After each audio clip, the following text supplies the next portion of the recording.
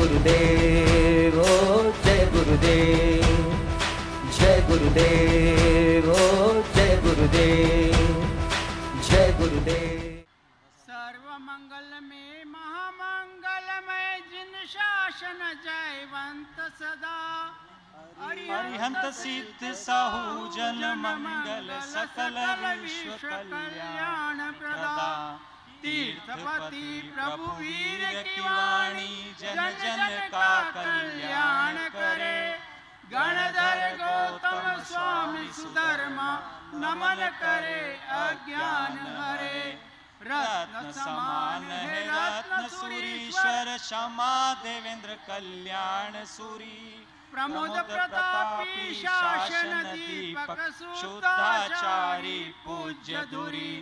कली काल में कल्पतरु सम प्रातः स्मरणीय योगी वरा।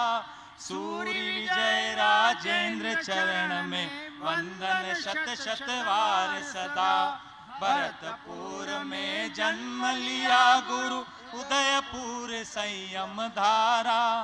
आहोर में श्री पूज्य पद गुरु जावरा क्रियो धारा।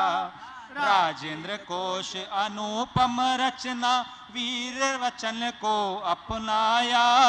मोहन खेड़ा स्वर्ग धाम गुरु सुर नर पूजित गुरु राया। सत्य मार्ग प्रदर्शक गुरुवर जग हितकारी बोध दिया। हम सबको गुरु छोड़ गए तुम स्वर्ग धाम निवास किया। सूर्य धन चंद्र जी चर्चा चक्री मोनि मोहन जी छाया। शांत मूर्ति भूपेंद्र सुरेश्वर कर जोड़ू प्रणमु पाया। गंभीर गणपति अतीन्द्र सुरेश्वर गुरुवर आगम के ज्ञाता। मुनिवर वाचक गुलाब विजय जी गुरुवर धन कर सुख पाता। विद्या चंद्र सुरीश कवीश्वर जैन जगत में यश छाया। जयंत सेन सूरी वर्तमान में आनंद मंगल वर्ताया। उग्र विहारी कवि कुल शेखर सूरीवर शासन श्रृंगारा। जयंत सेन सूरी जयवंता हो जुग जुग जियो गुरु प्यारा। सभी बोलिए जयंत सेन सूरी जयवंता हो जुग जुग जियो गुरु प्यारा। बोलिए आचार्य देव जैन सेन सुरेश्वर जी महाराज साहब की जय। नमो अरिहंताणम नमो सिद्धाणम नमो आययाणम नमो वज्रायाणम नमो लोये सब साहुणम। ऐसो वंचन मुकारो सब भाव बनासनो। मंगलानं च सव्ये सिंवडमं हवै मंगलम्। नमो दुर्वारागदी वेरीवार निवारिणे। अर्हते योगिनाथाय महावीरायतायिने। अज्ञानतिमिरान्धानां ज्ञानाञ्जनशलाकया चक्षुरुन्मीलितं येन तस्मै श्रीगुरुवे नमः। तस्मै श्रीगुरुवे नमः।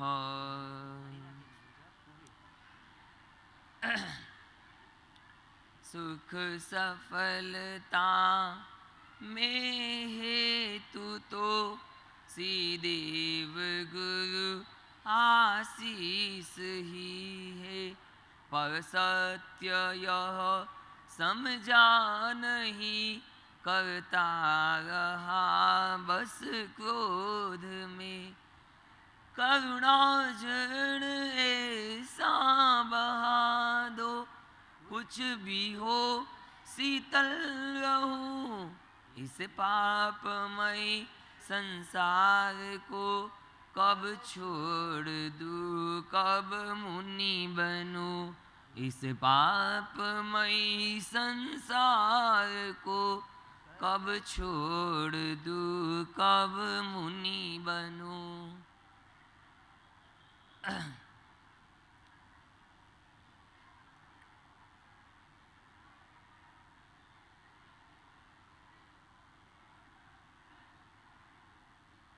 फलती कलितो सेयो श्रेणी है सुन्ना परंपरा, प्रसम पैसा सिक्तो मुक्तिं तपश्चरण दुमा, यदि पुनरसो प्रत्यासतिं प्रकोपहवे भुजो, भजति लभते भस्मी भावम तदा विफलोदया। आज से मासिक श्रवण की मंगलमयी शुरुआत और व्यक्ति अगर जीवन में तपस्या रूपी एक वृक्ष खड़ा करता है, उसे अगर शांति के जल से सिंचा जाता है तो उसमें सुंदर कल्याण रूप पुष्प प्राप्त होते हैं और उस वृक्ष में मुक्ति रूपी फल प्राप्त होते हैं। ऐसा अद्भुत तपस्या के जैसा जीवन में शांति का एक अद्भुत वृक्ष खड़ा करना है। लेकिन वह वृक्ष भी कब जल जाता है? जब उसके पास अग्नि होती है। अग्नि के संपर्क में आने वाला वह वृक्ष जलकर खत्म हो जाता है। इस तरह हमारे जीवन की जो शांति, हमारे जीवन में जो आनंद, हमारे जीवन का जो सुंदरमय आनंदमय जीवन होना चाहिए, एक क्रोध उसे खत्म करके छोड़ देता है।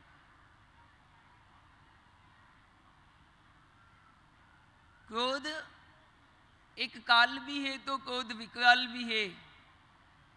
क्रोध जीवन का नाश करता है तो गुणों का विनाश भी कर देता है।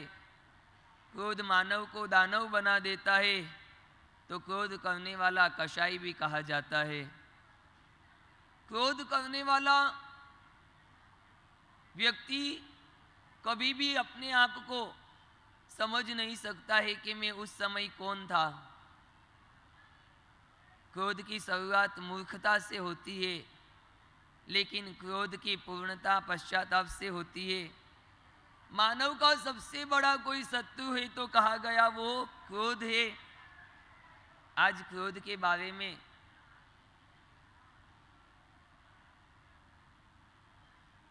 हमें समझना है, क्योंकि शास्त्रकार भगवंतों ने भी, भले वो जैन शास्त्रों को उठा के देखो, भले अजैन शास्त्रों को उठा के देखो, किसी भी शास्त्र में क्रोध अच्छा है, क्रोध करने जैसा है, क्रोध करने से कोई फायदा होता है, ऐसा कोई किसी प्रकार का वहाँ पे वर्णन नहीं किया गया। और ज्ञानी कहते हैं जिसको क्रोध आता है उसके जीवन में कितने सारे परिवर्तन देखने को मिलते हैं।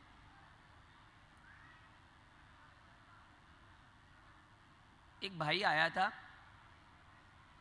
कहने लगा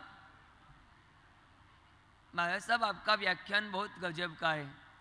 मेरे को नहीं कहा, किसी भाई ने दूसरे महाराज साहब को कहा, मैं मेरी बात नहीं कर रहा हूँ। महाराज साहब ने कहा क्या गजब का है? अरे आप पूछो मत, आपके व्याख्यान में तो कोई ना कोई जादू लगता है। अगर आपको मैं कहूँ कि एक चौराहे पे 4 बहनें चुपचाप खड़ी थी तो वो आपके लिए सबसे बड़ा आश्चर्य होगा, है ना? किसी चौराहे पर 4 बहनें चुपचाप खड़ी थी तो मेरी बात तुम मानो कि नहीं मानो? ये किसी हाल में भी संभव नहीं। जहाँ 4 होती है वहाँ चुप नहीं रहती है, तो यहाँ तो 400 है। अब थोड़े से चुप रहोगे तो मैं आगे चलाऊं। सबसे ज़्यादा आवाज़ तुम्हारी तरफ से आ रहा है। आवाज़ 4 करेंगे वो सुनना 400 को पड़ेगा, फिर मुझे मत कहना। वो भाई कहने लगा, महाराज साहब आपके व्याख्यान में गजब का जादू है। अरे किस बात का जादू है भैया? है तो है, मैं तो सिर्फ निमित्त बना हूँ, बाकी तो मेरे गुरु की कृपा है। उनकी कृपा से ही मैं आप तक पहुँच पाता हूँ। मैं तो मात्र निमित्त बनता हूँ, और निमित्तों को कभी भी किसी प्रकार के प्रशंसा की या किसी प्रकार के तुम्हारे बहुमान की आवश्यकता नहीं। फिर भी महाराज साहब आपके व्याख्यान में बहुत गजब का जादू है।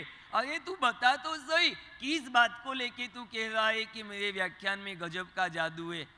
महाराज साहब, ऐसा मुझे अनुभव हुआ है। क्या अनुभव हुआ है? कि ऐसे तो मेरी पत्नी किसी की भी बात नहीं सुनती है। कल उसने आपका व्याख्यान 1 घंटे तक चुपचाप सुन लिया। इसीलिए मैं कहता हूँ आपके व्याख्यान में जादू है। दुनिया में कोई किसी की सुने न सुने, भले किसी की बात मानो न मानो, भले किसी की बात आपको असर करे न करे, भले किसी की बात का सुनने का आपको रस आए न आए, लेकिन परमात्मा की बात को जो नहीं सुनता है, परमात्मा की बात को जो नहीं मानता है, परमात्मा की बात जिस पे असर नहीं करती है, और परमात्मा की बात में जिसे रस नहीं, उसका जीवन हमेशा नीरस बन जाता है।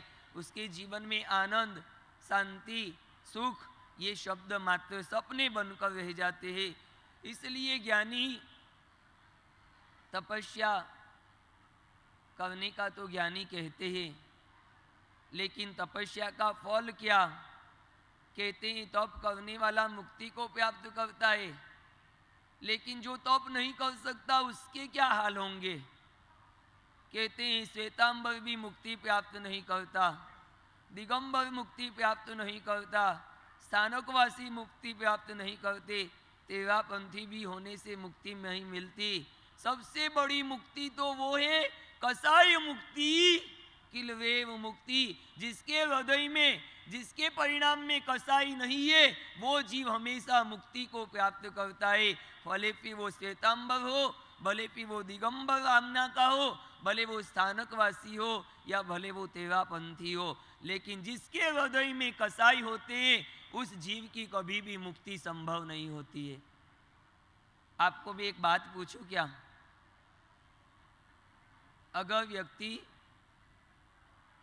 रात को कहां से निकलता हो, किसी गांव जाने के लिए वो रवाना होता हो, अगर वो रास्ता भटक गया तो क्या करना? रात को भूला हुआ व्यक्ति सुबह होने तक कभी कोई मिल गया हो, उसे रास्ता बता देगा तो वो ठिकाने पड़ जाएगा। लेकिन जो दिन में भटक जाता है उसका क्या करना? रात को भूले हुए तो दिन में ठिकाने पड़ जाएंगे, लेकिन जो दिन में भूले पड़ गए उसका जिंदगी में कभी ठिकाना नहीं पड़ेगा। और ज्ञानी भी यही कहते हैं, नरक के भव रात के थे, त्रियंच के भव रात के थे, देवलोक के भव रात के थे। वहां पे भटक गए तो मानव जीवन में तुम्हारा ठिकाना पड़ जाएगा, लेकिन यहाँ अगर भटक गए तो बोलो कहाँ ठिकाना पड़ेगा? वो सब भव रात के भव थे, वहाँ पे भूले पड़ गए, वहाँ पे तुमने क्रोध किया, वहाँ पे अहंकार किया, वहाँ पे लोभ किया, सब किया, लेकिन वो सब यहाँ आके तुम समझ जाओगे तो छूट जाएगा। लेकिन यहाँ समझने के बाद भी अगर कसाई तुम्हारे नहीं छूटे, कसाइयों से तुम्हें मुक्ति नहीं मिली, तो इतना सुंदर परमात्मा का शासन भी तुम्हारे जीवन के लिए कोई लाभ नहीं दे पाएगा। इसीलिए ज्ञानी कहते हैं 4 कसाई में सबसे बड़ा कसाई है क्रोध। ऐसा कोई जीव शायद होगा जिसे गुस्सा नहीं आता होगा। जो गुस्सा नहीं करता है उसे ज्ञानी कहते हैं। गुस्से करने के बहुत सारे कारण होते हैं। लेकिन कोई भी क्रोध हमारे जीवन का भला नहीं करता है। क्रोध करने से सबसे पहले तो व्यक्ति का चेहरा बदल जाता है। तुम जब भी गुस्सा करो ना, तुम्हें जब भी गुस्सा आए ना, तो पहला काम तुमको करना, दर्पण में तुम्हारा मुंह देखना, जैसा है ऐसा का ऐसा है कि कुछ चेहरा बदला है आपका। चेहरा आपका बदल जाएगा, आंखें आपकी लाल हो जाएगी, मन में बेचैनी खड़ी हो जाएगी। गुस्से में आया व्यक्ति खाएगा तो भी उसका पाचन नहीं होगा। गुस्से में आया व्यक्ति सोएगा तो उसे नींद नहीं आएगी। और गुस्से वाला व्यक्ति कभी भी हंस नहीं सकता। जिसको गुस्सा आया वो मीठे वचन बोल नहीं सकता, क्योंकि जिसे क्रोध आता है उसके मुंह से कड़वाहटी निकलती है। ऐसा कहते हैं कि जिस समय आपको क्रोध आता है ना, उस समय आपको कोई दूध पिलाए तो वो दूध अंदर जाके जहर बन जाता है। अगर गुस्से के समय में आपको किसी ने दूध पिलाया और वही दूध बाद में उल्टी करके बाहर निकलेगा ना, तो उस दूध का रंग भी बदल जाएगा। एक नियम होता है कि व्यक्ति 4 तरह के कषाय होते हैं। एक अनंतानुबंधी कषाय जो जीवन भर तुम्हारे साथ में चलता है। एक होता है अप्रत्याख्यानी कषाय जो 12 महीने तक चलता रहता है। एक होता है प्रत्याख्यानी कषाय जो 4 महीने तक चलता है। और चौथा है संजलन कषाय जो कुछ पल के लिए रहता है, वो चला जाता है। एक पहाड़ों के अंदर लकीर पड़ती है, उसे मिलने में बड़ा समय लगता है। एक जमीन के अंदर अगर लकीर पड़ती है वो थोड़े समय में मिट जाते हैं। एक रेत के अंदर लकीर करोगे उसको बहुत कम समय लगेगा, लेकिन एक पानी के अंदर लाइन खींचो, बोलो कितना समय लगेगा। संजलन कसाई यानी कि पानी में लाइन खींचने जैसा, प्रत्याख्यानी कसाई यानी कि रेत में लाइन खींचने जैसा, अप्रत्याख्यानी कसाई यानी कि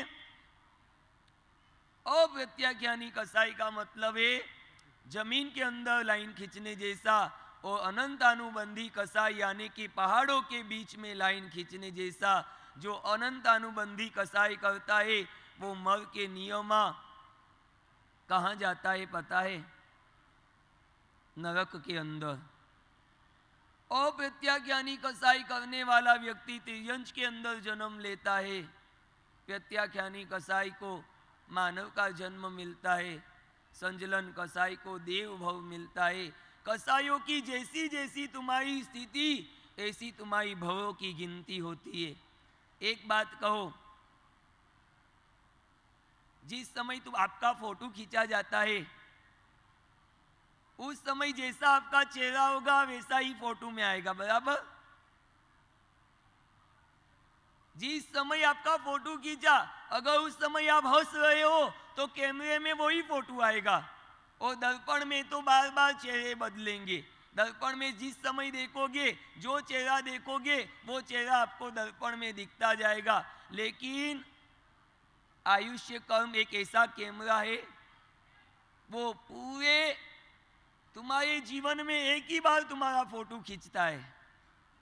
आयुष्य कर्म होता है ना, 8 में से 7 कर्म तो प्रतिपल बंधते रहते हैं। ज्ञानावर्णीय, दर्शनावर्णीय, वेदनीय, मोहनीय, नाम, गोत्र, अंतराय, ये 7 कर्म तो प्रतिपल बंधेंगे। लेकिन आयुष्य कर्म पूरे जीवन के अंदर एक बार आपका फोटो खींचेगा। वो फोटो जैसा आ गया ना, अगले भव का आपका कहाँ जाना है वो निश्चित हो जाता है। अब उस फोटो के खींचने के समय जो तुम्हारी आंतरिक परिणति होगी वही फोटो के अंदर आती है। अगर उस समय तुम क्रोध में होंगे, अगर उस समय किसी के प्रति तुम्हारे हृदय में दुर्भाव होगा और उस समय आयुष्य के कैमरे ने तुम्हारा फोटो खींच लिया, समझ लेना तुम्हारी दुर्गति फाइनल हो गई। इसलिए ज्ञानियों ने कहा ये सीजन का समय है। सीजन के समय में जितना अच्छा धंधा कर लो, वही तुम्हारे जीवन के अंदर लाभ दे देगा। मानव का जीवन कसाई करने के लिए नहीं, लेकिन कसाईयों को छोड़ने के लिए मिला है। क्रोध करने वाला कोई बहादुर नहीं गिना गया है, माफी देने वाला बहादुर गिना गया है। एक बाप के पास बेटा आया, बाप को कंप्लेन करता है, पापा पापा वो मांगीलाल जी का लड़का 2 बादाम की जिसकी कीमत है मुझे अब शब्द बोल गया, मुझे जैसे तैसे शब्द सुना दिया, उसकी कीमत क्या है? 2 बादाम की कीमत नहीं है। पापा ने कहा बेटे को तू अभी का अभी जा और उसे माफी दे के आ जा। क्या कहा? तू अभी का अभी जा और उसे क्षमा करके आ जा, क्योंकि माफी मांगने वाला तो महान होता है, लेकिन माफी देने वाला उससे भी ज्यादा महान होता है। क्या? माफी मांगने वाला तो महान होता है, लेकिन माफी देने वाला उससे भी ज्यादा महान हो जाता है। बताओ इतिहास किसके लिखे गए हैं, माफी देने वालों के या क्रोध करने वालों के? भगवान महावीर का इतिहास लिखा गया, कारण कि उन्होंने क्षमा दी थी। गजसु कुमार का इतिहास लिखा गया, उसने अपने ससुर के ऊपर क्षमा धारण की थी। मेतारज मुनि का इतिहास लिखा गया, उन्होंने भी क्षमा को धारण किया। वो खंदक मुनि जिनकी पूरी की पूरी चमड़ी उतार दी गई, उनका इतिहास लिखा गया। वो खंदक सूरी के 500 शिष्य का इतिहास लिखा गया। गाड़ी में पिलते पिलते भी उन्होंने क्षमा को धारण किया। वो चंड कौशिक का इतिहास लिखा गया, जिसने भगवान के 2 वचन सुनकर देश वीति धर्म को अपना लिया। थोड़ा सा समझने का ये समय है। नहीं समझे थे पूर्व के भवों में तो कषाय कर कर के कितने कर्मों का बंद कर दिया। इस मानव जन्म में भी नहीं समझोगे तो भले देह आपका मानव का रहेगा, लेकिन स्वभाव आपका पशु के समान रहेगा। एक बार एक संत थे ना, जंगल की एक कुटिया में साधना करते थे। गांव का एक पागल व्यक्ति चंडाल था, रोज आकर जैसे तैसे संत को अपशब्द कहता, गालियां देता, कुछ भी कहता। संत शांति से सुन लेते, वो बेचारा बोलकर थक कर चला जाता। संत की ऐसी प्रसन्नता देखकर, संत का ऐसा स्वभाव देखकर एक दिन देवता प्रसन्न हो गए उसके ऊपर। देव वहां पे उपस्थित हुए और संत को कहा आपका स्वभाव तो गजब का है। वो पागल व्यक्ति रोज आके आपको गाली देता है, अपशब्द कहता है, जैसे आता है ऐसा बोल के चला जाता है, आप उसे एक शब्द भी नहीं कहते हो। महाराज ने कहा उसका स्वभाव उसके पास, मेरा स्वभाव मेरे पास। कोई आपको 500 रुपया दे, कोई आपको 500 रुपया दे, आप नहीं लो तो किसके पास? यहाँ पे आपको 10 रुपये देंगे, नहीं लोगो तो किसके पास? किसी ने आपको गाली दी, आपने नहीं ली तो किसके पास?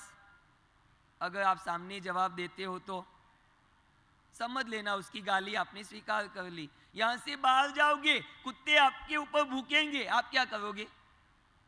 आप भी भूकना उसके ऊपर। आता हो तो भूकना, नहीं आता हो तो मत भूकना।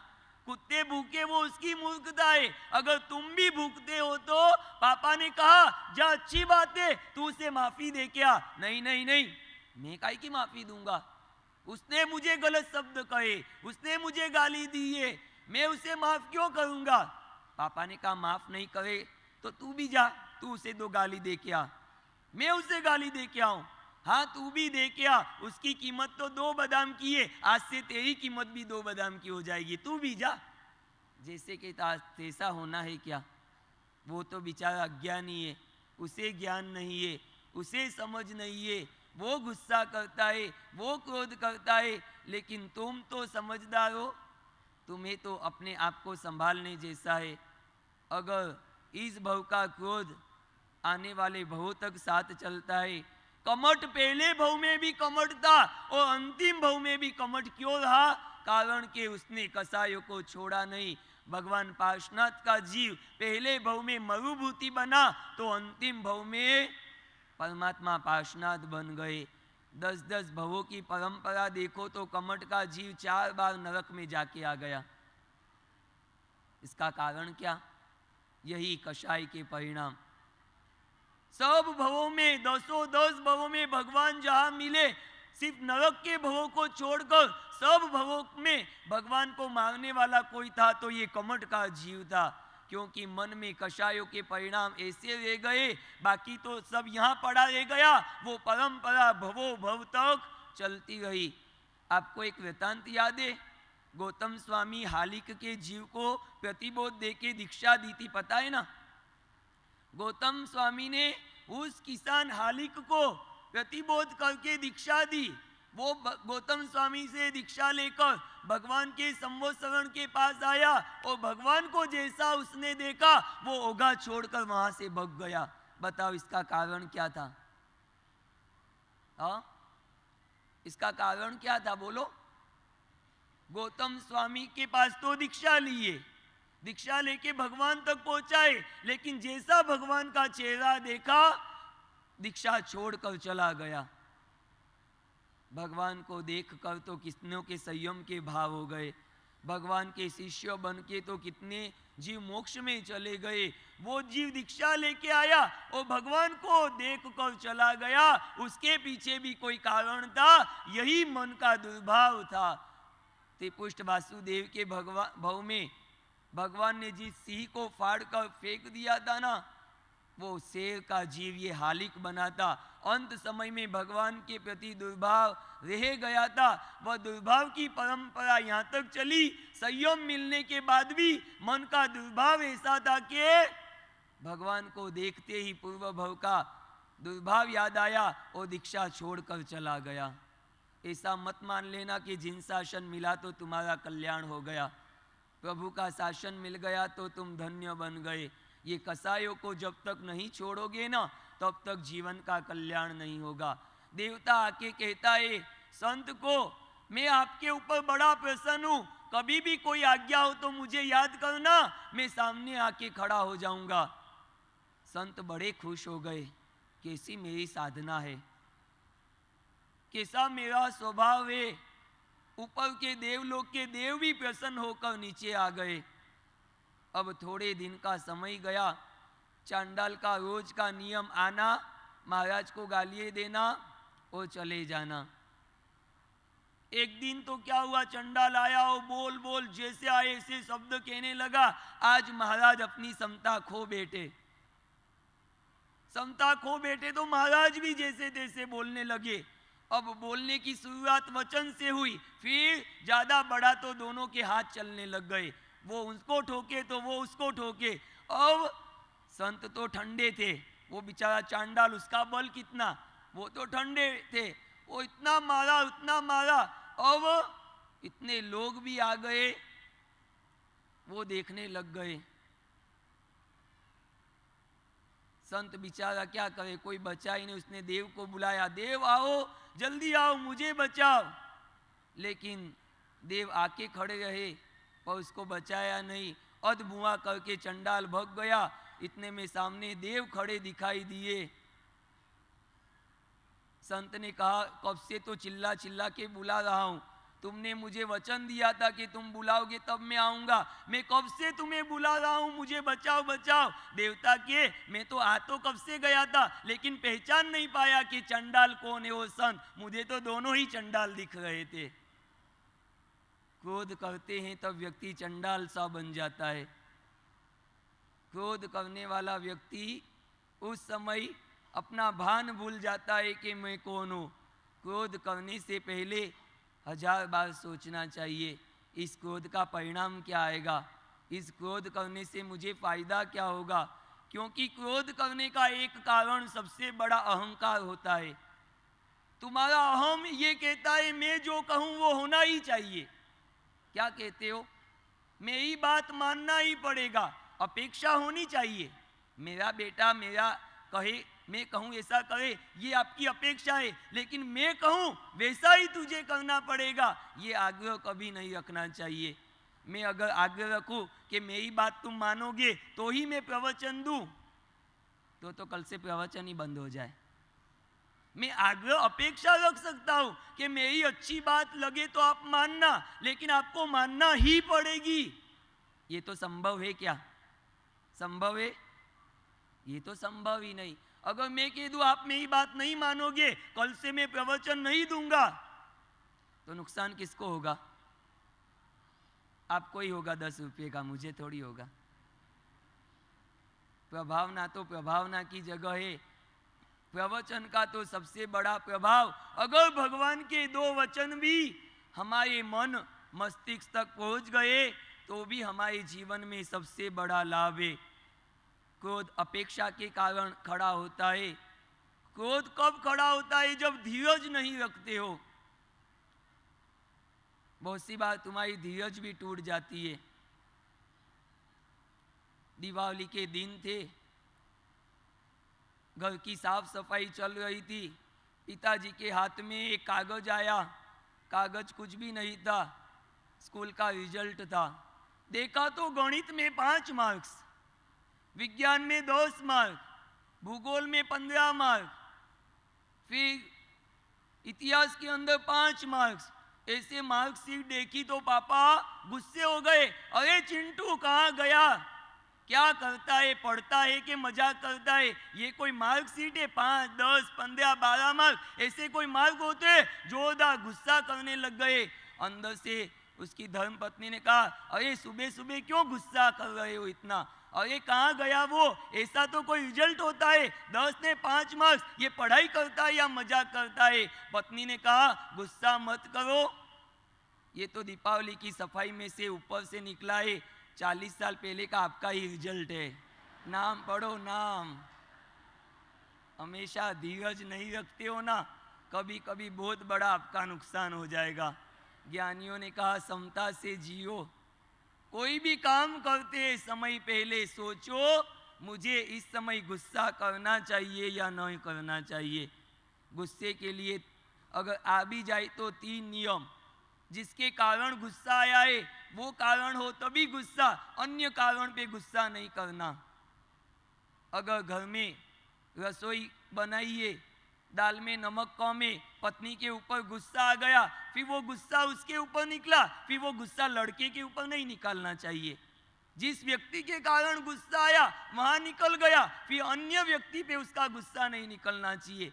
एक दूसरा नियम, जिस स्थान पे गुस्सा आया वो स्थान छोड़कर अन्य स्थान पे वो गुस्सा लेके नहीं जाना चाहिए। छद्मस्त जीव हो आप भी, मैं भी समझता हूँ।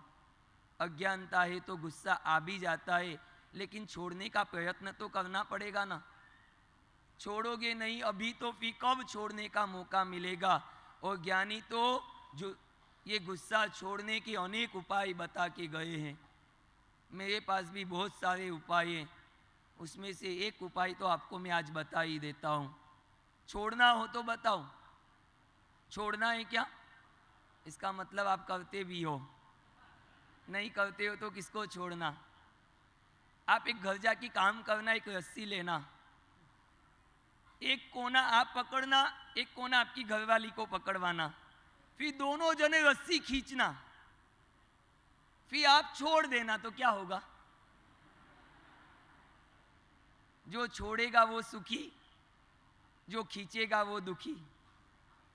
जब सामने वाला कोई भी क्रोध करे ना तो एक काम करना, आप मौन ले लेना। ताकत है उसकी, वो कितना बोल सके, 1 घंटा 2 घंटा 3 घंटा बोलते हैं को जितना बोलना हो बोल। आखिर वो थकेगा, तुम नहीं थकोगे। छोड़ने वाला हमेशा सुखी होता है। ज्ञानी ने कहा कि जिस समय गुस्सा आया वो समय छोड़कर अन्य समय पे गुस्सा नहीं करना। जिस स्थान पे गुस्सा आया वो स्थान छोड़कर अन्य स्थान पे गुस्सा नहीं करना। जिस व्यक्ति पे गुस्सा आया उस व्यक्ति को छोड़कर अन्य व्यक्ति पे गुस्सा कभी नहीं निकालना। गुस्सा आ जाए तो इतना करना, लेकिन अब गुस्सा छोड़ना है तो तुम्हें जवाब भी दे देता हूं। आप लोग सब धंधे तो करते हो ना, मैं आपको बिजनेस के अनुसार ही समझा देता हूं कि गुस्सा कैसे छोड़ना। धंधे का एक सबसे बड़ा नियम है, आज उधार कल रोकड़ा, बराबर? हाँ, उसका उल्टा कर दो। चांदनी चौक के अंदर सोने चांदी की दुकान बहुत है, बराबर? सोने चांदी की दुकान में कोई कोयले बेचता है क्या?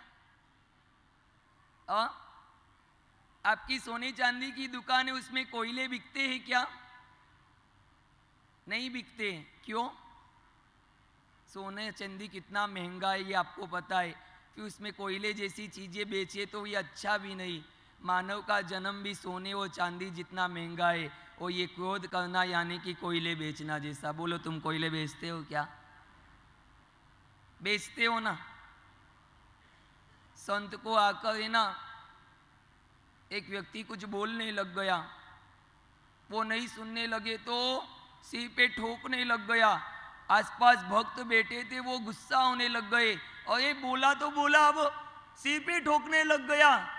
संत ने कहा शांत रखो, कोई इसे हाथ मत लगाओ, कुछ भी कहने का काम नहीं। ये कुछ भी करता है तो अच्छे के लिए ही कर रहा है। अगर 10 रुपये का मटका भी ठोक ठोक के लाते हैं तो मेरे जैसे गुरु को भी समझने के लिए अगर ठोकता है तो भले ठोक। इतनी क्षमता तुम रख सकते हो क्या? गुस्सा छोड़ने के लिए सबसे पहला नियम अपनाओ, आज रोकड़ा हो कल उधार। गुस्सा जब भी आए ना तब कहना, आज तो मैं क्षमा धारण करूंगा, गुस्सा मैं कल करूंगा। इस भव में तो मैं क्षमा रखूंगा, गुस्सा करूंगा तो अगले भव में करूंगा। ऐसा हो सकता है क्या? गुस्सा करने के समय में शांत रहना बड़ा मुश्किल है, लेकिन उस समय अगर ऐसी सोचे कि आज तो रोकड़ा व्यापार करना है, उधार मुझे कल देना है, आज गुस्से का प्रसंग है, आज गुस्से का निमित्त है, कोई बात नहीं, आज तो मैं ठंडा रहूं, गुस्सा करना हो तो इस पे कल कर दूंगा, आज तो नहीं करूंगा। उस समय अगर इतना सोच लिया तो वो गुस्सा टल भी जाएगा। बहुत सी बार तुम्हारे गुस्से के प्रसंग आते हैं, उस समय अगर तुम शांत रह जाते हो तो फिर वो समय जाने के बाद वो गुस्सा भी अपने आप खत्म हो जाता है। वो क्षण ही संभालने जैसी होती है। उस क्षण में अगर अपने आप को तुमने संभाल लिया, अगली क्षण में तुम्हें फिर कोई कुछ भी नहीं कर सकता है। दूसरा नियम है गुस्सा करने का, एक ही भाव रखना हमेशा। धंधे में आज 100 रुपये किलो, कल 200 रुपये किलो बेचो, परसों 300 रुपये किलो बेचो, कोई माल लेने आएगा क्या? एक भाव रखो, इस भाव से माल मिलेगा, फिर वो अलग भाव ने, कल अलग भाव ने, परसों अलग भाव, अलग अलग भाव करने जाओगे तो काम नहीं आएगा। एक ही भाव रखना, मैं शांत हूं तो मैं शांति रहूंगा, मैं क्षमा धारण करता हूं तो कैसे भी प्रसंग आएंगे मैं क्षमा धारण करूंगा।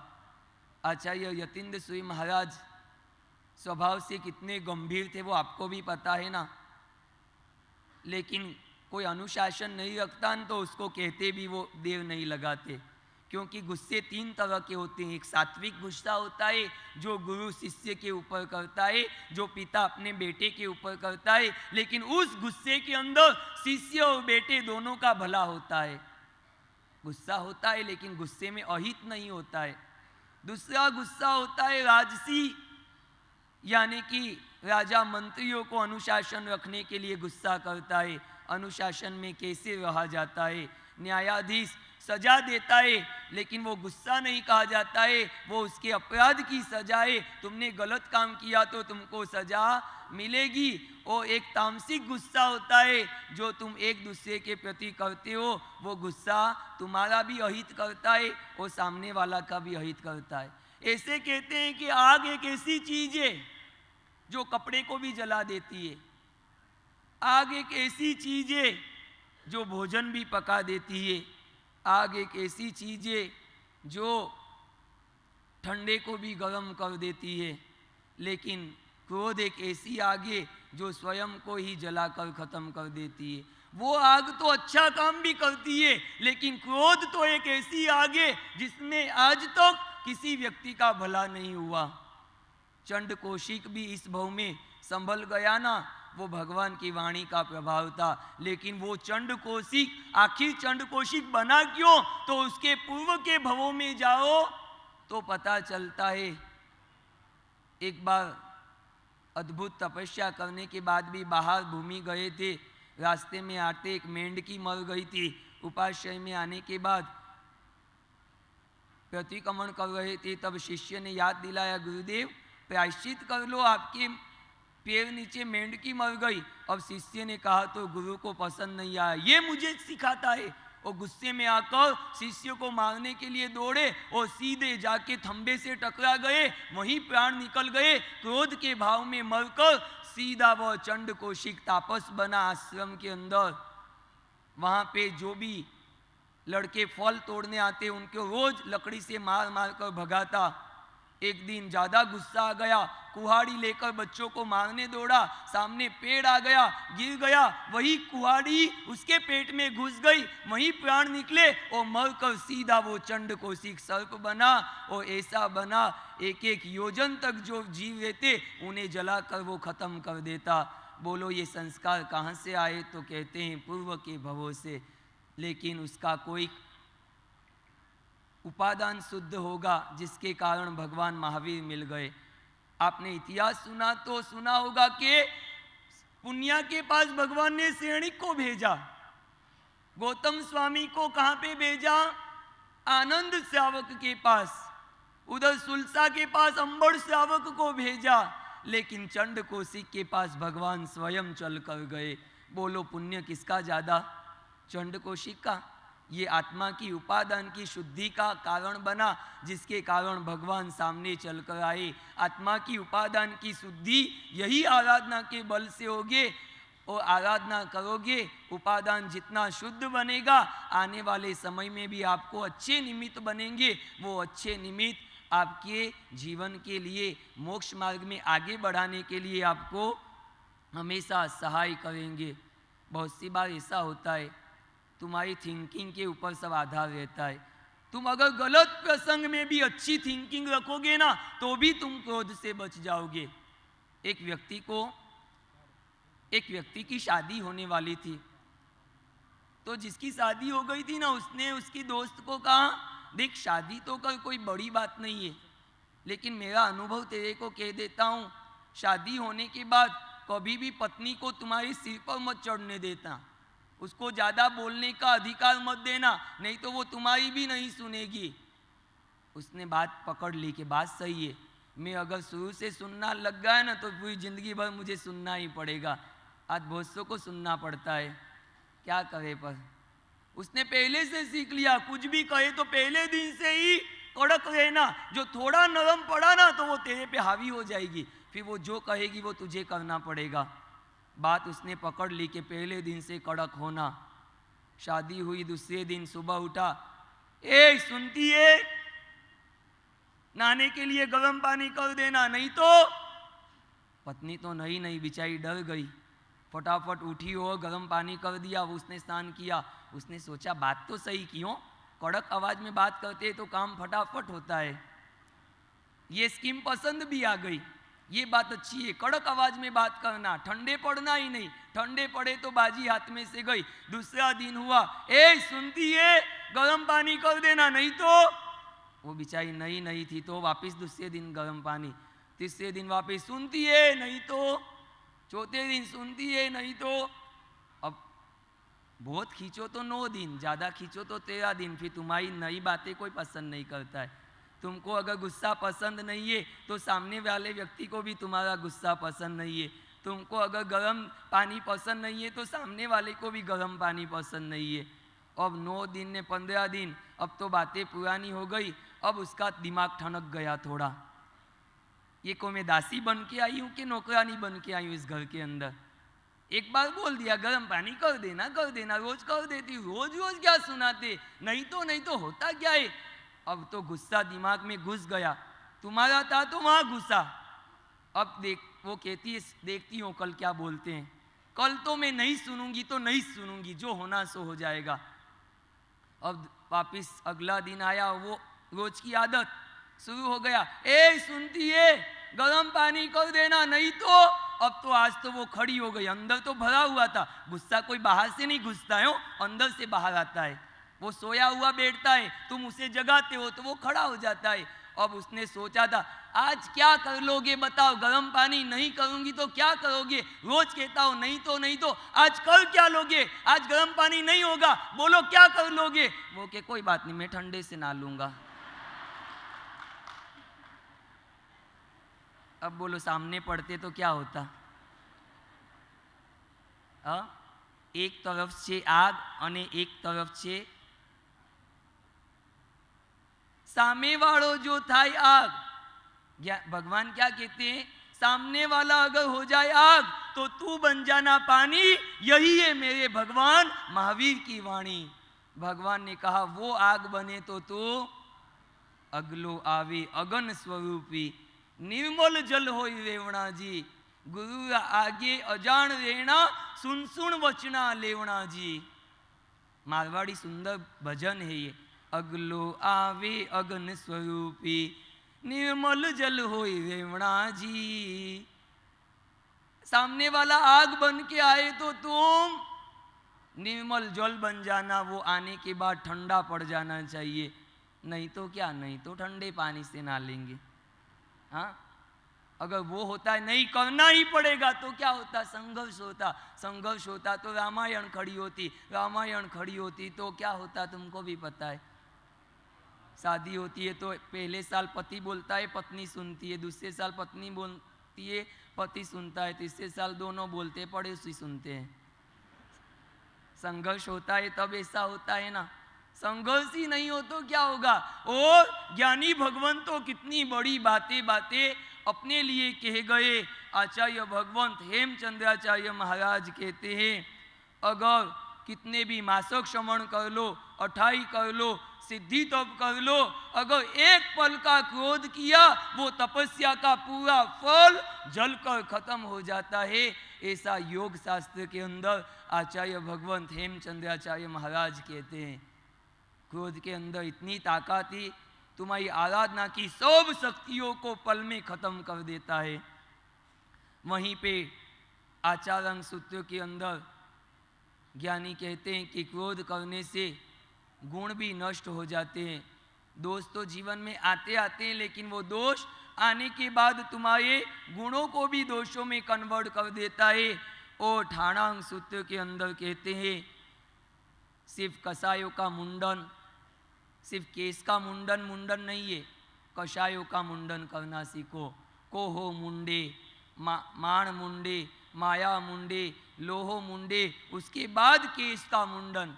हम अगर दीक्षा ले, केस का मुंडन होता है ने, आ केस नु लोचन छे, कर्मों नु लोचन छे। वो लोच की प्रक्रिया भी यही कहती है। गुरुदेव लोच करते हैं ने मम मुंडावे हो, वो मुंडन करते हैं ना, वो बालों का मुंडन नहीं है। शिष्य के ऊपर ऐसा शक्तिपात करते हैं, आज से तेरे सभी कसायों का मैं मुंडन करता हूँ, अब तू क्षमावान बनना, अब तू क्षमा धारक बनना। तुमको कोई इच्छामी खमासनो करता है क्या? साधु भगवंत को इच्छामी खमासमणो करते हैं। क्यों? हे क्षमा श्रमण, तुमने क्षमा धर्म को अपनाया है, इसलिए हम आपको वंदन करते हैं। साधु के 10 धर्म होते हैं ना, उसमें पहला धर्म क्षमा धर्म। आज मैंने ये 100 प्रश्नों का एक प्रश्न पेपर निकाला है। 100 प्रश्न, इसमें सिर्फ सिंपल एक ही शब्द में जवाब देना है। भगवान महावीर के कितने माता पिता थे, वो जवाब आपको सिर्फ एक शब्द में लिखना है। इसके नीचे एक उत्तर पुस्तिका है, बस यहाँ से आपको कट करके प्रश्नावली आपके पास रखना है। और नीचे का जो उत्तर पुस्तिका है 100 बॉक्स बने, उसमें जवाब भरकर कल सुबह प्रवचन के पश्चात यहीं पे कार्यकर्ता तरुण परिषद के रहेंगे, उनको देना है। आज भी जिसे चाहिए वो तरुण परिषद के कार्यकर्ता गेट पे है, उनके पास ले लेना। ये प्रश्नावली की फोटो कॉपी होगी तो भी चलेगी, प्रश्नावली आप रखना और उत्तर पुस्तिका हमें कल जमा करवाना। जितने भी ले जाओगे, आने वाले में से 5 व्यक्तियों को यहाँ पे पुरस्कार अगले संडे को दिया जाएगा। लेकिन अब क्रोध क्यों नहीं करना चाहिए, नहीं करना चाहिए, ये बात तो आपको सबको पता है।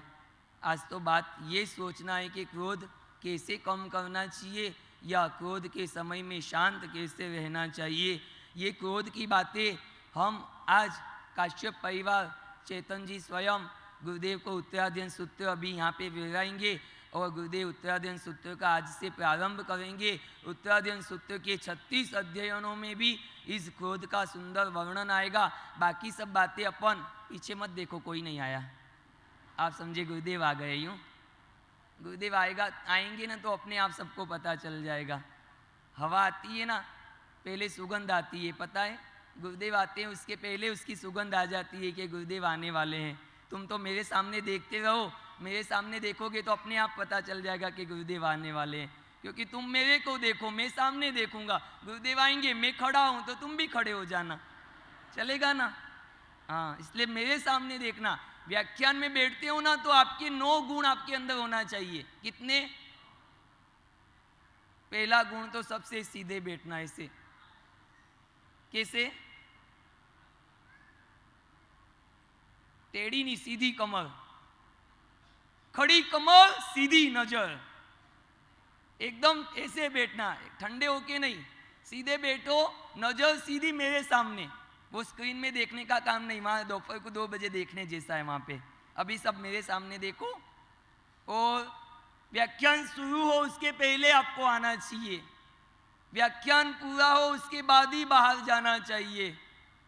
अगर पहले आओ तो अपनी जगह पे बैठो, अगर बाद में आओ तो पीछे ही आपको बैठना चाहिए। सबको उलांग के फिर आगे आके नहीं बैठना चाहिए। समय से पहले आना सीखो अगर आगे बैठना हो तो।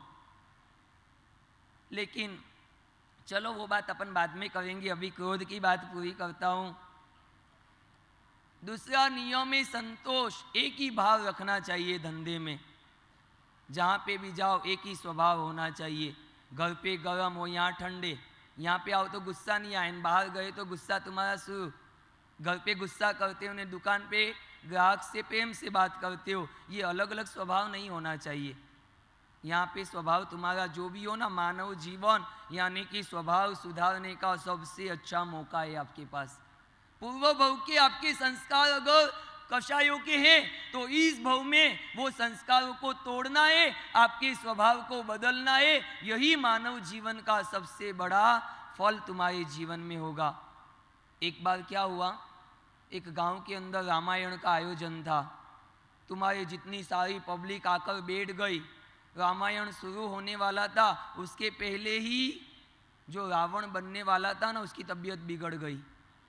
अब जो मैनेजर था ना, वो टेंशन में आ गया। हजारों लोग आए, अब जो रामायण नहीं हुई तो सबने टिकट ले रखी है, सब मुझे पकड़ कर मारेंगे, अब क्या करो। दिमाग में आइडिया आया, ये बात अच्छी है।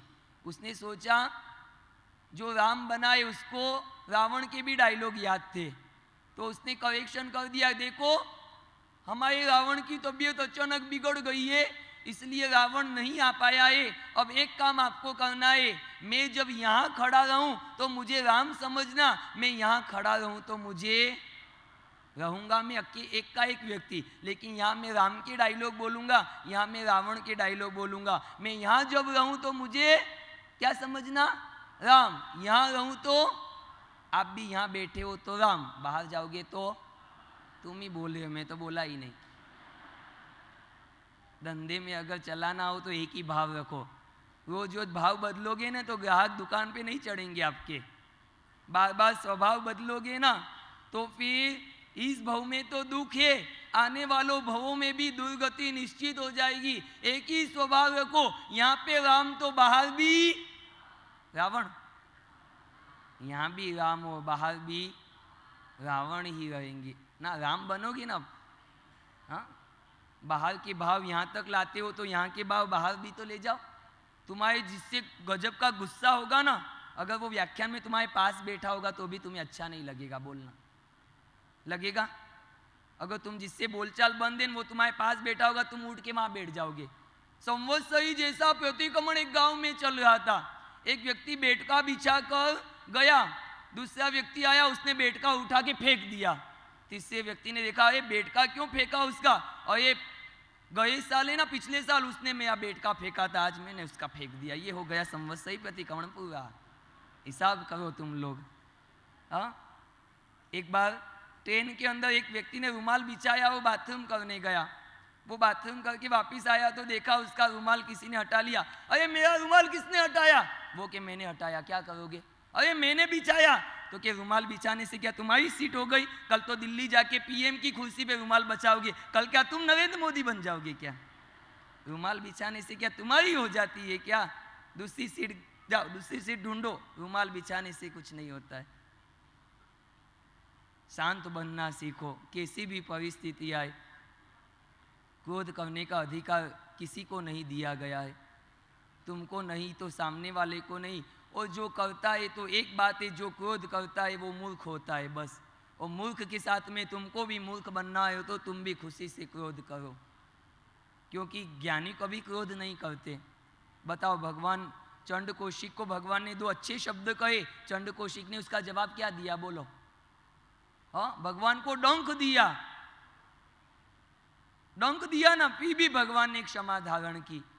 वो जहरीला, उसके अंदर जहर है, मेरे अंदर तो अमृत है ना, मेरे पास अमृत है, मैं उसको अमृत दूं, उसके पास जहर होगा तो वो जहर देगा।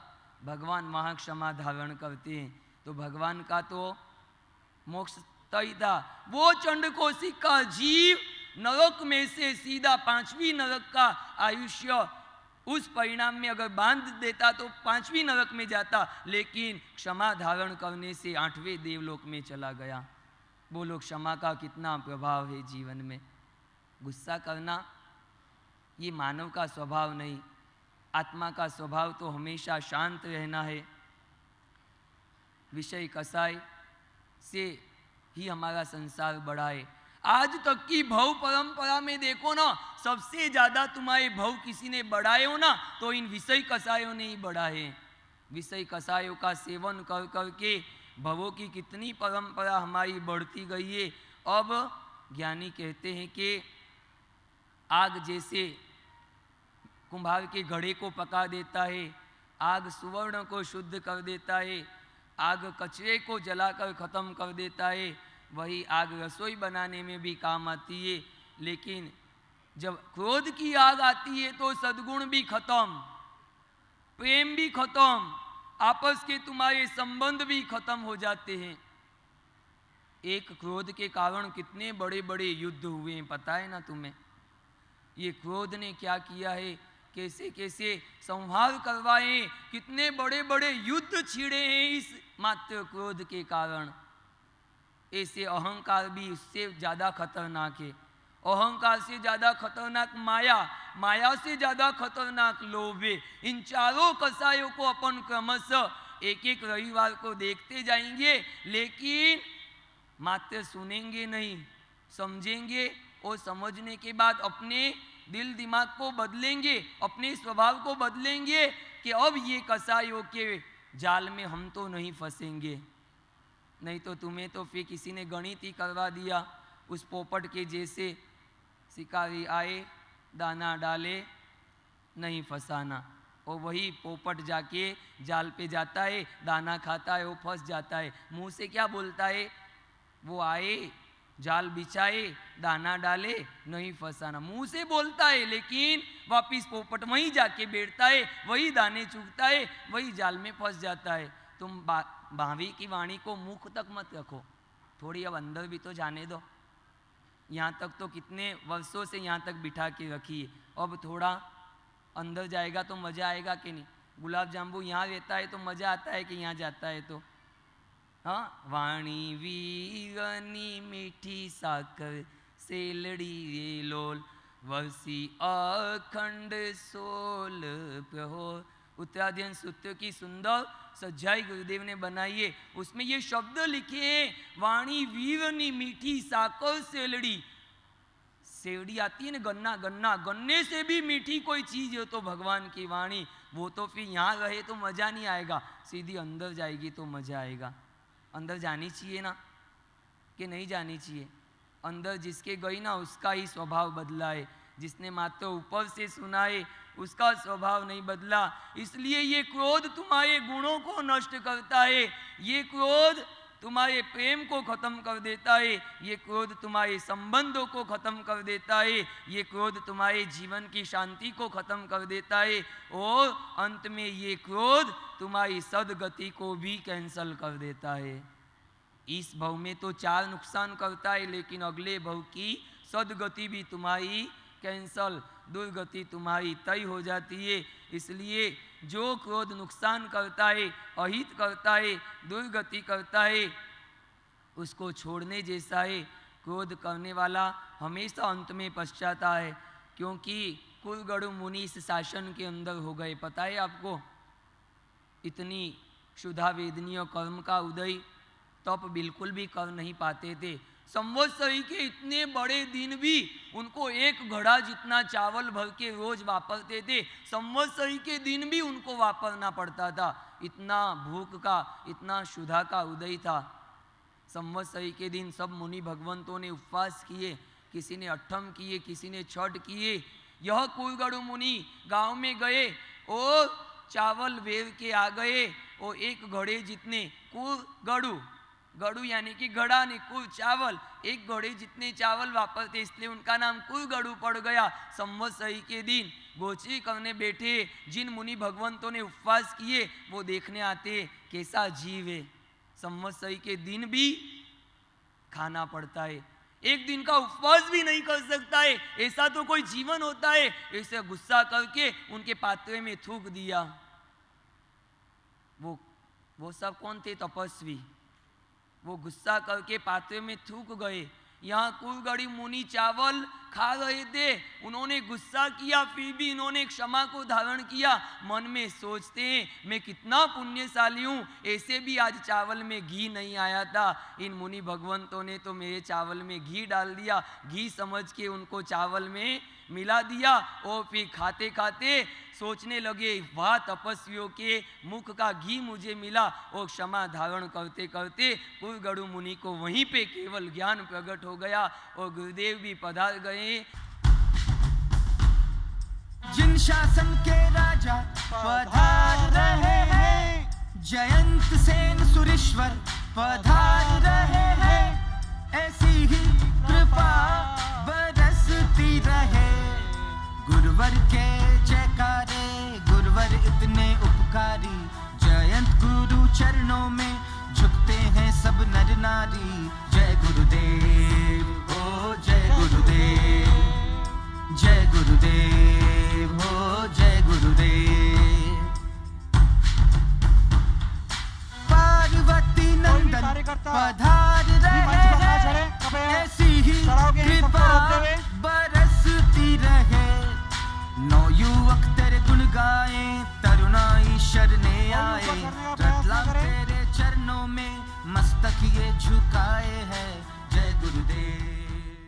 बोले राष्ट्र संत कच्छाधिपति वर्तमानाचार्य श्रीमती जय जैन सेन सुरेश जी महाराज साहब की जय।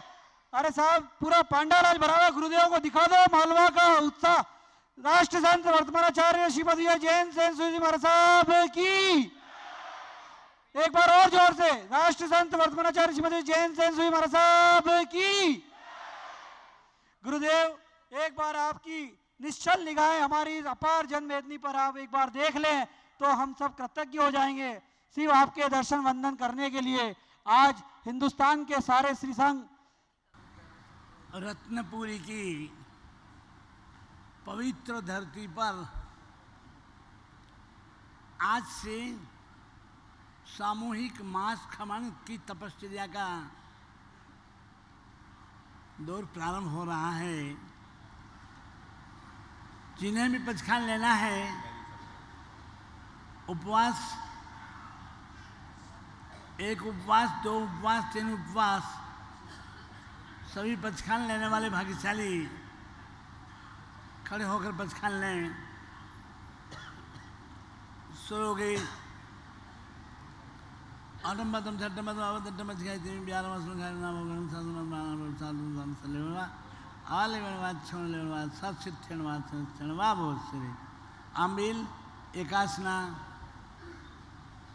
आमिल एकासना वाला हो गया सिर्फ पोषण साल पोषण में कारण आमिल मजियान लोग संस्थान ले संसार ध्यान मुखी दवगण खेण वाले संगानम एकासनम बच्चे खाई तीन ब्याह मसलम खाई नाम गणम संसार ज्ञानम आउट मसारणम गुरु ध्यान वाले धर्म संवाद सलेवा आले बनवाद छोड़ लेवाद सब सिद्धनवाद सिद्धनवा बहुत श्री।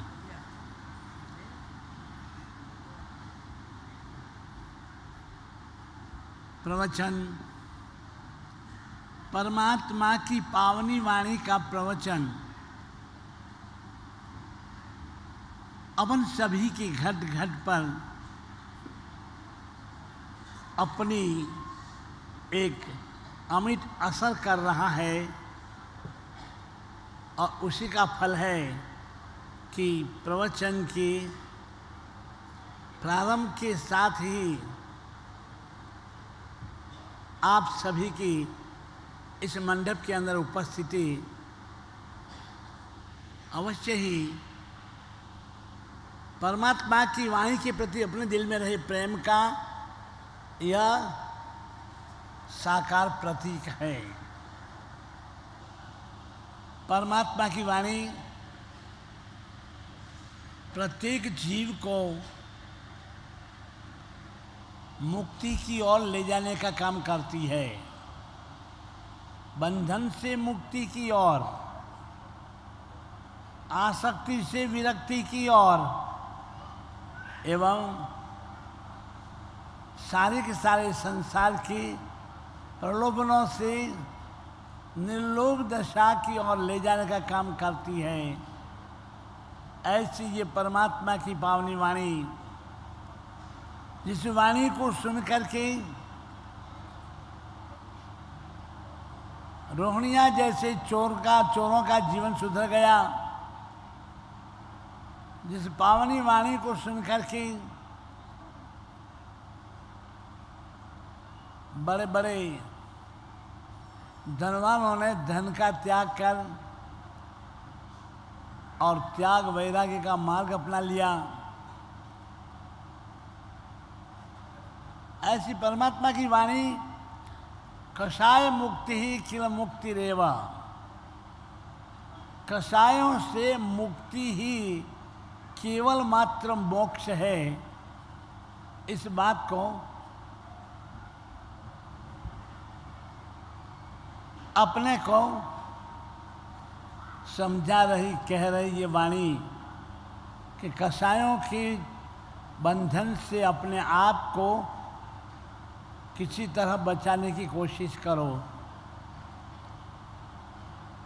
क्रोध हमारी समता और हमारी क्षमा को समाप्त कर देता है, मान हमारी नम्रता को मिटा देता है, माया हमारी सरलता को खत्म कर देती है और लोभ हमारे संतोष का समाप्तिकरण करता है। परमात्मा ने कहा इन कषायों से मुक्ति लो तो अवश्य ही बंधनों से इस आत्मा की मुक्ति हो जाएगी। आत्मा शाश्वत है, शरीर शाश्वत नहीं। पुद्गल तो पलटते रहते हैं और पुद्गल का तो हमेशा स्वभाव है शरण परण विध्वंसन। अपन इस पुद्गल का विचार करते थोड़ा अपने स्वयं की अंतर आत्मा का भी चिंतन करें कि सच में अपने जीवन में अपने को यदि कुछ करना है, करने योग्य है तो केवल मात्र स्वयं को स्वाभिमुखी बनाना। स्वयं को स्वाभिमुखी बनाने का जिस दिन हमारे जीवन के अंदर क्रम शुरू हो जाएगा, निश्चित हम मानव से महामानव का मार्ग, मानव से महामानव बनने की शक्ति को प्राप्त कर लेंगे। ऐसी कषायों से मुक्ति की बात कहते हैं। कैसी भी स्थिति हो, आदमी की परीक्षा होती है। आदमी ने कषायों को छोड़ा कि नहीं, उसकी परीक्षा होती है और उसमें आदमी यदि सफल हो जाता है तो निश्चित उसका अपना श्रेय हो जाता है। एक गांव में एक भाई थे, उनको क्रोध खूब आता था, बात बात में क्रोध कर लेते थे और क्रोध के मारे उनसे लोग दूर रहते थे कि इनको छेड़ना मत, छेड़ दिया तो अभी जंग छिड़ जाएगा। वे भाग्यशाली, एक दिन भाव आए आज तो सिद्धाचल जी की यात्रा कर लो। जिंदगी में सिद्धाचल गए नहीं तो कुछ किया ही नहीं। उनकी भावना हुई कि मैं इस सिद्धाचल जी की यात्रा करने जाऊं। पति पत्नी दोनों निकल पड़े, सिद्धाचल जी पहुंच गए, दादा के दरबार में चले गए, परमात्मा की भक्ति की, परमात्मा के दर्शन किए और पुनः दोनों जने नीचे उतर गए। धर्मशाला में ठहरे जाकर वहाँ पर एक महाराज विराजमान थे। महाराज जी को वंदना की और महाराज जी ने पूछा कि जिंदगी में कितनी बार आए हो पालीताना सिद्धाचल जी भाई? गुरुदेव पहली बार आया हूँ, जिंदगी में पहली बार खाता खोला है। सिद्धगिरिराज की आज स्पर्शना कर मेरे अपने जीवन को मैंने धन्य बनाया है। तो महाराज जी कहते हैं भी यहाँ आए हो तो यहाँ से क्या लेके जा रहे हो बोलो? यहाँ से कुछ लेके जा रहे हो क्या? तो कि यहाँ क्या मिलता है, क्या लेके जाऊँ? पालीताना सिद्धाचल जी, यहाँ क्या मिलता है मैं लेके जाऊँ? महाराज जी कहते हैं कुछ तो लेके जाओ, नहीं तो कुछ छोड़ के जाओ। यहाँ से कुछ ले जाओ, कुछ छोड़ जाओ। तो वो भाई की धर्म पत्नी महाराज जी से कहती है कि गुरुदेव इनको गुस्सा बहुत आता है, इनके गुस्से का आज पचखान करा दो तो इनकी यात्रा सफल हो जाएगी। महाराज जी कहते हैं भाग्यशाली, सिद्धगिरिराज अनंत सिद्धों की भूमि है और उसकी स्पर्शना कर ली तुमने तो अब उन्होंने तो बंधनों से मुक्ति पाई, तुम एक गुस्से से तो मुक्ति पालो। और भाई को भाव आ गया और कह दिया कि दीजिए साहब सौगन, आज से क्रोध नहीं करूँगा। देखिए यात्रा तो अपन सभी करने जाते हैं, यात्रा सभी करते हैं, भाग भाग करते जाते हैं। दादा के दरबार में दर्शन सेवा पूजा करके नीचे उतर जाते हैं और शाम को वापस गाड़ी का टिकट लेकर के बैठ कर घर चले आते हैं। लेकिन खड़े रहकर सोचते नहीं कि मैं यहाँ तक आया हूँ तो यहाँ से कुछ लेकर तो जाऊँ, कभी नहीं सोचा। वो भाई साहब ने गुरुदेव की वाणी सुनी और क्रोध को सिद्धाचल जी की धरती पर त्याग दिया और आराम से घर गए। गांव में खबर पड़ गई कि सेठ जी क्रोध को छोड़ के आए, क्रोध का त्याग करके आए। सेठ जी को एक भतीजा था, उस भतीजे ने देखा कि मेरे काका सच में छोड़ के आए क्रोध, मेरे काका कितना सहन करते हैं, उनकी मुझे परीक्षा करनी चाहिए।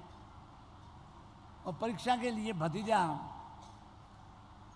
सारे संघ की एक मीटिंग बुलाता है और कहता है मेरे काका यात्रा करके आए हैं, उनकी यात्रा के उपलक्ष्य में मुझे स्वामी वत्सल करना है, संघ मुझे रजा दे।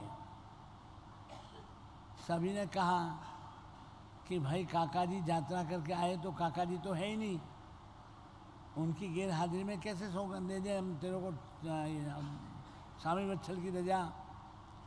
वो कहता है एक घर से एक आदमी आता है, एक घर से सब नहीं आते हैं।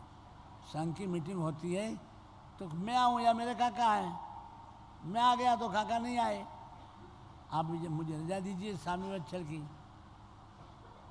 संघ वालों ने तो कहा भाई, बहुत से लोग बैठे थे कि ये मांग रहा है, इसके घर का ये प्रश्न है, अपना है नहीं। काका भतीजा ने स्वामी वत्सल की रजा दे दी। घर पर मालूम पड़ी तो काका को लोगों ने कहा कि आज तो तुम्हारे यात्रा के उपलक्ष्य में स्वामी वत्सल की आपके भतीजे ने रजा ले ली, आपको तो बुलाया ही नहीं। तो काका भी कहने लगे, नहीं बुलाया तो क्या हो गया, मुझे खुशी, मेरा भतीजा इतना तो समझने लगा है कि मैं यात्रा करके आया हूँ तो उसको स्वामी वत्सल करने का भाव तो आया है, तो मुझे तो खुशी है, मेरे को नहीं बुलाया तो क्या हो गया। पर शेठ साहब, आपको छोड़ करके वो अकेला रजा ले ले और आपके मन में कुछ भी नहीं हो। अब बहुत से लोग दुनिया के अंदर गर्म पानी से घर जलाने का काम करते हैं, बहुत से लोग कान फूंक फूंक करके और आदमी का दिमाग चढ़ा देते हैं। काका जी को कई लोगों ने कहा, पर काका जी ने कहा कि नहीं, उसने जो इजाज़त ली, जो रजा ली वो बराबर लिए, और उसने जो काम किया वो बराबर है। अब साहब काकी जी को मालूम पड़ गई। बहुत सी बार आदमी गम खा जाता है, लेकिन महिला को थोड़ा गम खाने का मुश्किल बनता है। काकी जी कहने लग गए, अपने को पूछा ही नहीं, अपनी वैल्यू ही नहीं, अपनी कीमत नहीं, अपने को तो उसने देखा समझा ही नहीं और रजा ले ली। काका जी कहते हैं, तू गम खा, अच्छा बढ़िया काम उसने किया है, अपनी यात्रा की खुशी में उसने स्वामी वत्सल करने का तय किया है, तू गम खा। भले उसने नहीं पूछा, है तो घर तो अपना ही है ना, घर कहाँ पर आया है। वह स्वामी वत्सल का दिन भी आ गया और सबके घर न्योते गए, तेड़े गए पधारना भोजन के लिए, स्वामी वत्सल में पधारना। और फिर ने तेड़ा देने वाले कह दिया, काका जी के घर नहीं कहना। अब काका जी के घर खबर नहीं दी, सारे गांव में तेड़ा फिर गया, काका जी के घर तेड़ा नहीं गया।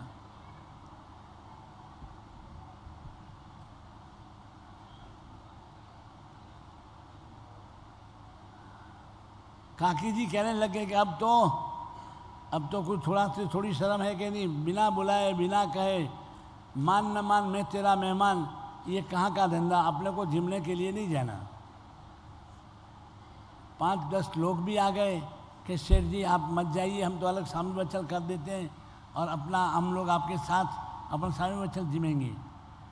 काका जी कहते कि नहीं, मैंने गिरिराज की यात्रा की है, मैंने सिद्धाचल जी की यात्रा की है, यात्रा करके मेरे हृदय को मैंने निर्मल किया है, मेरे मन को मैंने पवित्र किया है, मेरे हृदय के अंदर परमात्मा की आस्था श्रद्धा और भक्ति ने जब स्थान लिया है, तो फिर मैं तुम्हारी बात में नहीं आऊँगा भाई, तुम्हारे आना हो तो आना, नहीं आना तो नहीं आना, मैं तो जाऊँगा।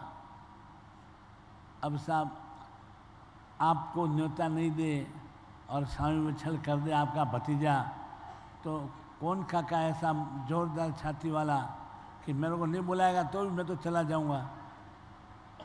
ऐसी हिम्मत कितनों की।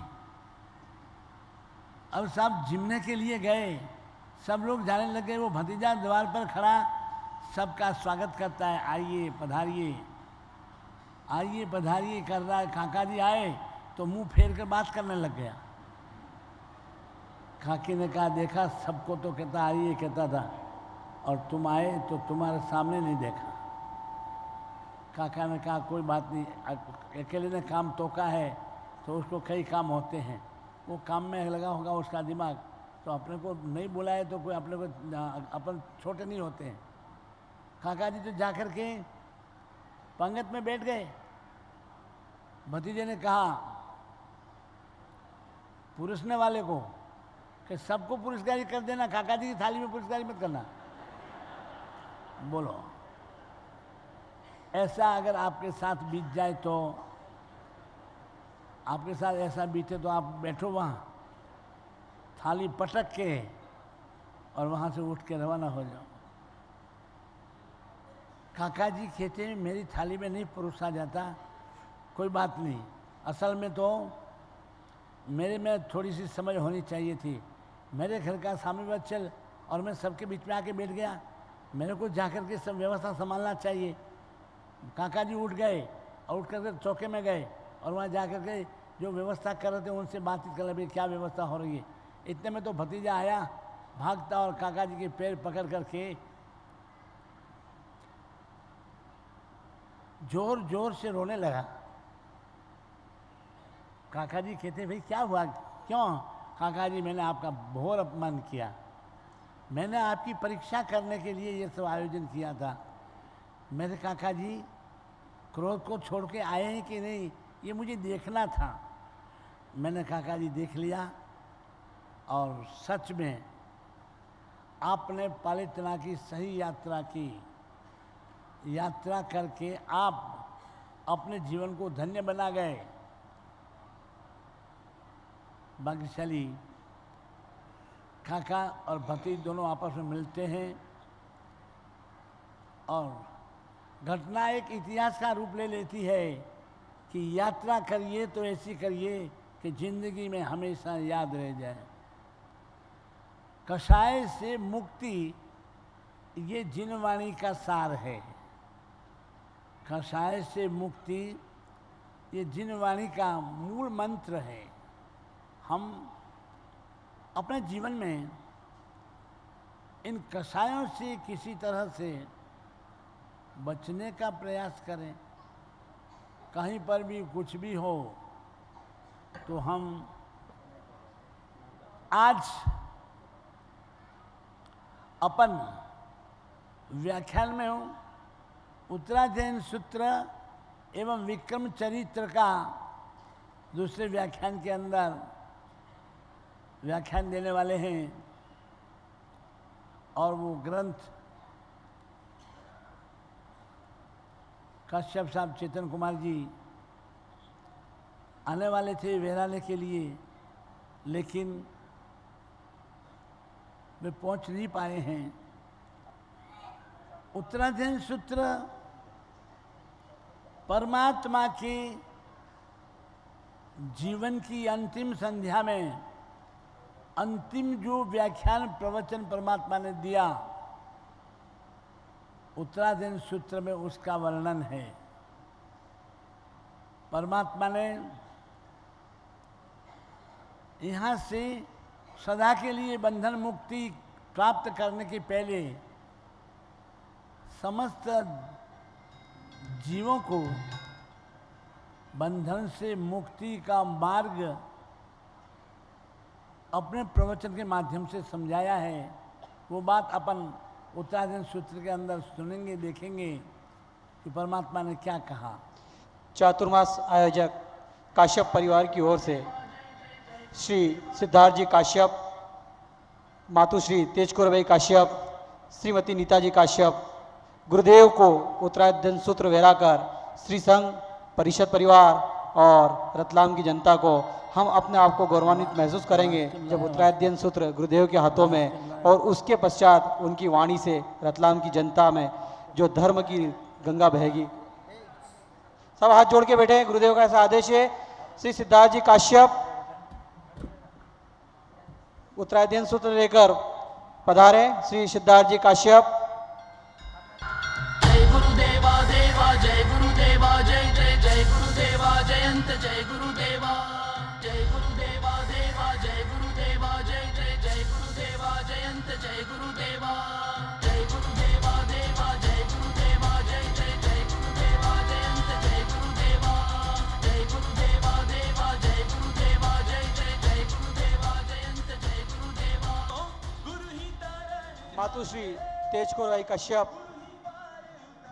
श्रीमती नीताजी काश्यप, सिद्धार्थ जी काश्यप, काश्यप परिवार की ओर से गुरुदेव को उत्तराध्ययन सूत्र वेराते हुए, चूँकि चातुर्मास आयोजक परिवार की ओर से श्री चेतन जी साहब काश्यप जननायक हैं, विधायक हैं, उत्तराध्ययन सूत्र की वात्स्य पूजा करते हुए आयोजक परिवार मातुश्री तेजकुरभाई काश्यप, नीताजी काश्यप, सिद्धार्थ जी काश्यप।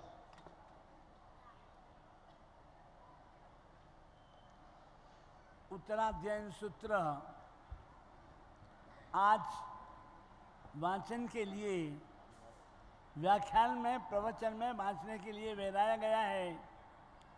उत्तराध्ययन सूत्र जिसके 36 अध्ययन हैं, उसका प्रथम अध्ययन विनय अध्ययन है। विनय अध्ययन में परमात्मा महावीर ने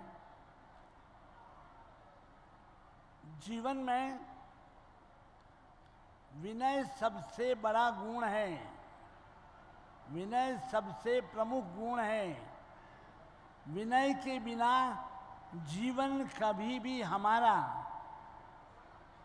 निर्मल, उज्जवल या उन्नत नहीं हो सकता है। ऐसे विनय अध्ययन की बात उत्तराध्ययन सूत्र के अंदर सर्वप्रथम शुरू होगी और उत्तराध्ययन सूत्र की प्रथम अध्ययन की प्रथम गाथा को बोलकर मैं आज उत्तराध्ययन वाचन की शुरुआत कर देता हूँ। संजोगा विपमुखस अणगारस भिकुणो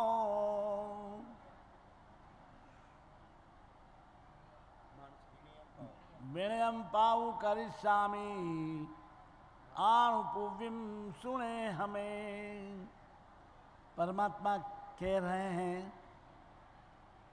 कि मैं विनय की बात को विस्तार से समझाऊंगा। विनय शब्द तो छोटा सा 3 अक्षर का है, लेकिन 3 अक्षर के शब्द के अंदर समूचा शास्त्र, हमारा जीवन दर्शन पूरा उस एक शब्द के अंदर समा गया है। और उस एक शब्द की, विनय शब्द की व्याख्या क्रमशः परमात्मा के मुख से जो हुई है अपन सुनेंगे कि सच में वे परमात्मा हमारे लौकिक एवं लोकोत्तर जीवन के लिए, हमारे एक भव नहीं भवांतर की शुद्धि और भवांतर की सफलता के लिए हमें कितना सुंदर मार्मिक वचन प्रवचन देकर समझाया है कि तू इंसान बनकर, तू मानव बनकर, तू महान बनकर के अपने आप को ऊंचा उठा ले। किसी भी प्रकार से कहीं पर भी विनय होता है वहाँ अहंकार नहीं होता है, और अहंकार होता है वहाँ विनय नहीं होता है। बस अहंकार और विनय दोनों एक दूसरे के प्रतिपक्षी, एक दूसरे के विरोधी।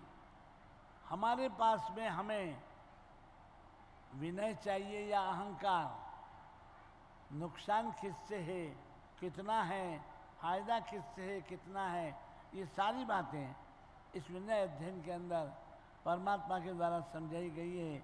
अपन उन सारी बातों को क्रमशः सुनेंगे और सुनते हुए अपने जीवन को आबाद सुंदर बनाने का पूरा प्रयास करेंगे।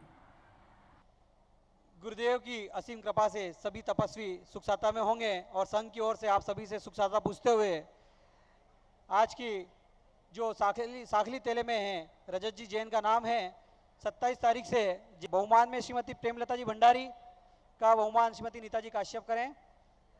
आज जिनका एमबिल है वे हैं श्रीमती श्रद्धा जी लुणावत। 25 तारीख का जिनका एमबिल रहेगा कुमारी पल्लवी अक्षत बोराणा। धार्मिक पाठशाला रात को यहाँ युवाओं के लिए 8:30 से 9:30 प्रारंभ हो चुकी है। विशेष प्रवचन शनिवार और रविवार रात्रि 8:30 से 9:30 जैनसेन धाम पर रात्रि में। आज की साधर्मिक भक्ति के लाभार्थी चातुर्मास आयोजक एवं शहर विधायक श्री चैतन्य कुमार साहब काश्यप परिवार की ओर से। जय गुरुदेव।